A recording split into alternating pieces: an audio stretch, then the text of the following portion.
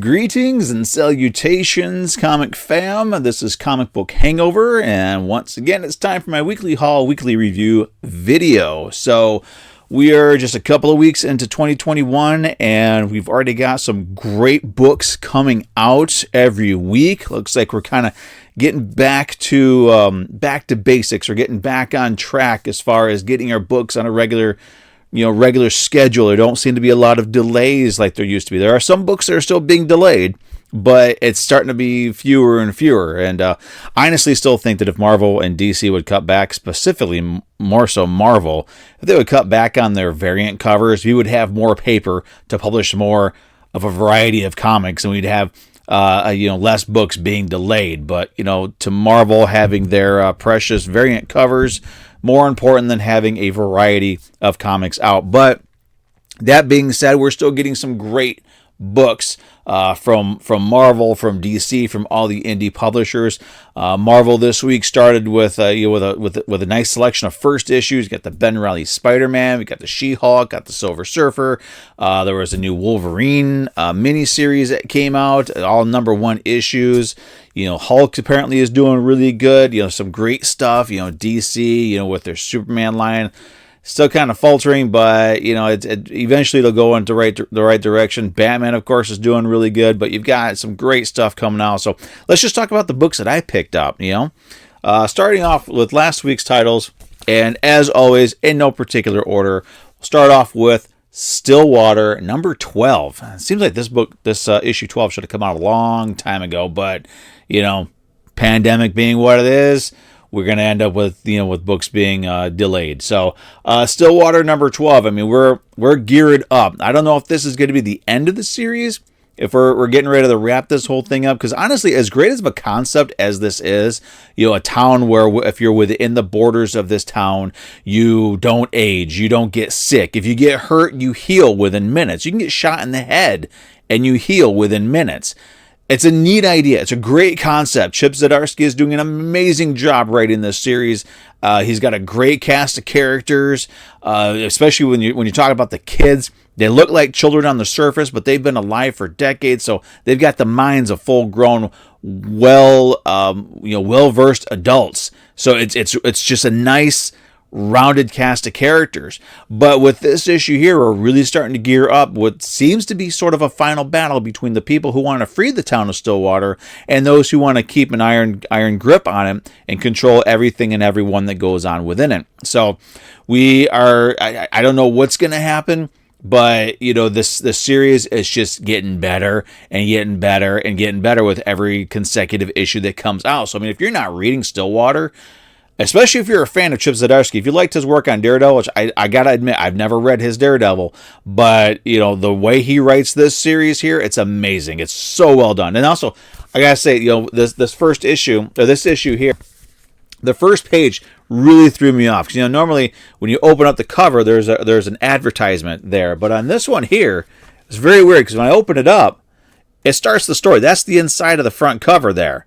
So I was like, wait, did I miss a page?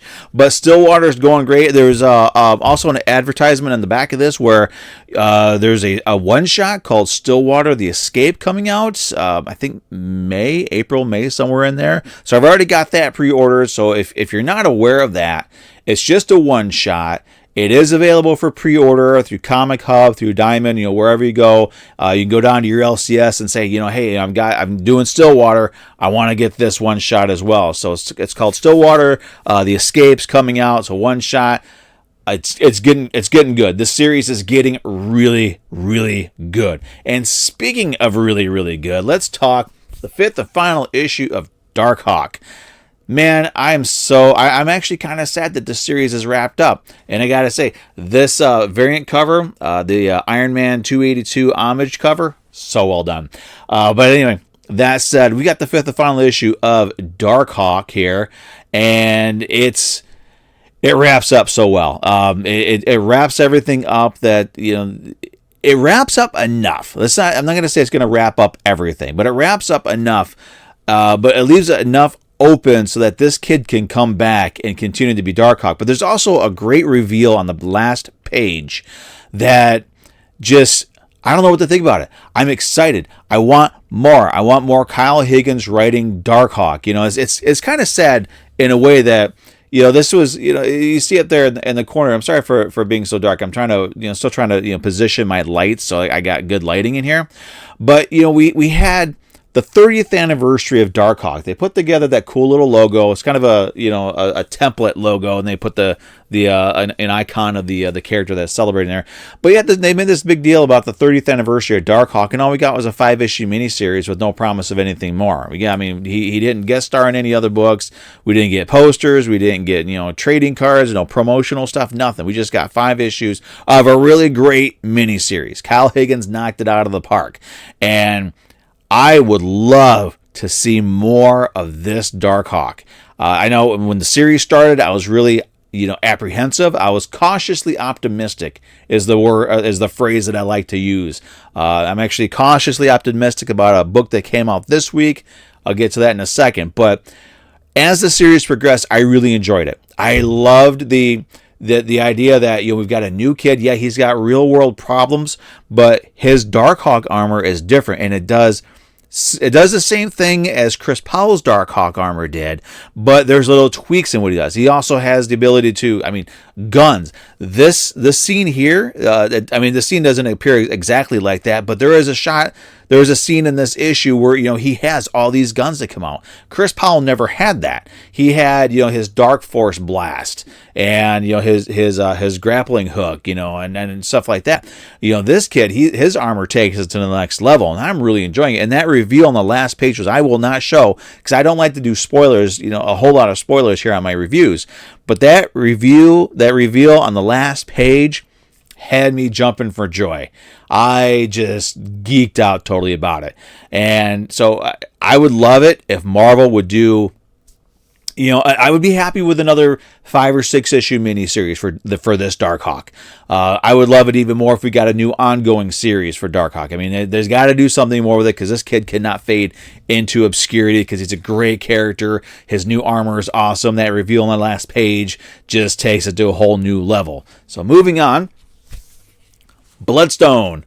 This is the Death of Doctor Strange Bloodstone one-shot. Now, there's a big deal about this because it introduces yet another sibling of the Bloodstones. You know, Elsa was always an only child, and then suddenly Avengers Arena #1 came out, and suddenly there was a Cullen Bloodstone. And now there's another Bloodstone that just shows up out of nowhere. That is not why I bought this book. I have no interest in that. As you can see, I only bought one variant cover for it. I didn't have an interest in that character design variant, even though it was the first cover appearance of her sister. I didn't care. I wanted to read Bloodstone. I wanted to read Elsa, and it's great because they do kind of keep her same temperament. I mean, she's got the same look. She's redheaded. She's wearing the same outfit, the same the same gear that she had when she was part of Next Wave. They also do something really cool. Let's see if we can find one real quick in here. Yeah, here we go. So when she was in Next Wave, anytime a character would swear in Next Wave, and I don't know how well this is going to show up on the camera, but in Next Wave, whenever a character would swear, they would censor it by putting a series of skull and crossbones on there. And as you can see, I don't know if it's going to focus or not, but you know, it may not focus. But anyway, right there, there's your skull and crossbones censoring it. So, you know, they did a good job introducing the sister. They gave a pretty decent explanation as to why we've never seen her before, why we never heard of her before. It does feel sort of shoehorned, like they sort of just wanted to force her into it, but it had more of a natural feel to it. You know, her dad and you know, they have the Bloodstones, and there's this other stone that sort of you know, counteracts the kind of controls, makes the Bloodstones more controllable. The sister had that, and I wound up getting banished. They kind of explain how when things get banished, they go to a specific area, and you know, the wizard that banishes in there has to keep an eye on them. And then when Doctor Strange died, his barriers came down, and all these things started coming back out. So they did a really good job explaining that. And as I said, you know, her introduction into the Bloodstone family is pretty organic. It's forced, but it does have an organic feel to it. It's not like a Donny Cates introduction of a new character where he just sort of you know, rips out, you know, entire parts of continuity to get his silly little character to fit in. But it's I don't know. It'll be interesting to see if they do more with this. I mean, I would like to see more Elsa Bloodstone, and actually, they could do, a mini series or a one shot or something. You just call it Bloodstone and have it feature all these characters and give us an update as to what's going on with them. I'm hoping that, with Doctor Strange being gone and we're getting a new Sorcerer Supreme for the 616.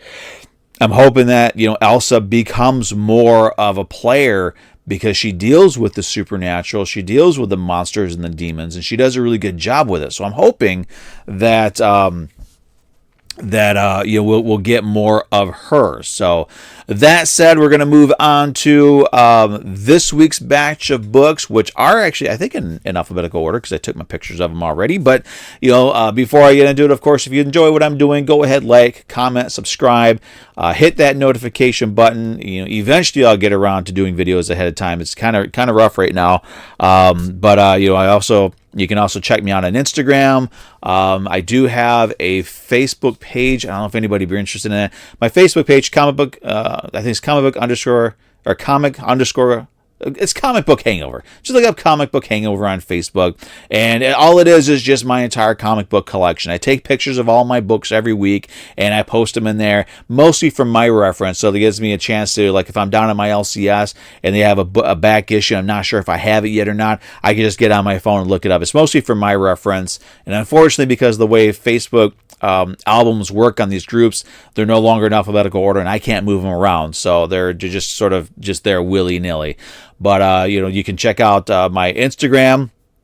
That's also Comic Book Hangover on Instagram. I'll put a link to that in the description down below. It's mostly posts about my comic books. I do, my weekly stuff there. I do, every once in a while there'll be something from my family, but it's mostly just from my comic books.